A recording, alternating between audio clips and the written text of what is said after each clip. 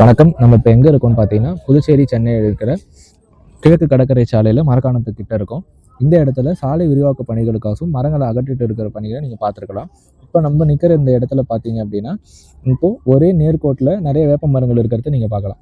இப்போ இந்த சாலை விரிவாக்க பணி போடுறதுக்கோசம் லெஃப்ட்டில் நம்மளுக்கு இங்கே தெரியிற இடம் வரைக்கும் எக்ஸ்டென்ஷன் பண்ணியிருக்காங்க. இப்போ இந்த இடத்துல சாலை வந்தது அப்படின்னா, இந்த நடுவில் இருக்க மரங்கள்லாம் நம்மளுக்கு அகற்றிட்டு தான் சாலை அமைக்கிற மாதிரி இருக்கும்.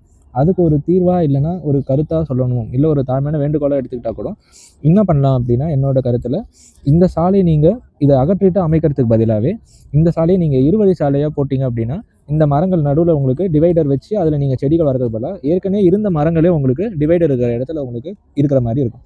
அது மட்டும் இல்லாமல் இப்போ ஒரு திட்டம் வரையறுக்கிறீங்க, அதை முடிச்சுட்டு நீங்கள் மரத்தெல்லாம் வெட்டி இழப்பீடு செய்யறதுக்கு முடிவு பண்ணுறதுக்கு பதிலாகவே நீங்கள் திட்டம் எப்போ போடுறீங்களோ அப்போவே இந்த இழப்பீடு மரங்களை இந்த இடத்துல நடணும் அப்படின்னு சொல்லி நீங்கள் வரையறுத்துட்டீங்க அப்படின்னா, அந்த திட்டம் ஆரம்பித்து நிலம்லாம் கையகப்படுத்தி நீங்கள் எப்போ அதை அமல்படுத்த ஆரம்பிக்கிறீங்களோ அந்த நேரத்தில் இந்த மரங்கள் எல்லாமே நம்மளுக்கு வளர்ந்துருக்கும்.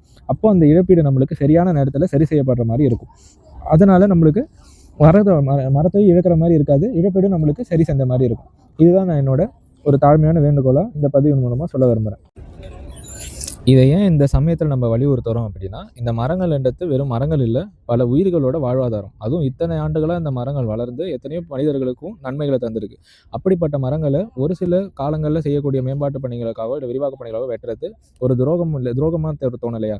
அதனால நம்ம இதை மாற்று திட்டத்துக்கு வரையறுக்க பயன்படுத்திக்கலாம்.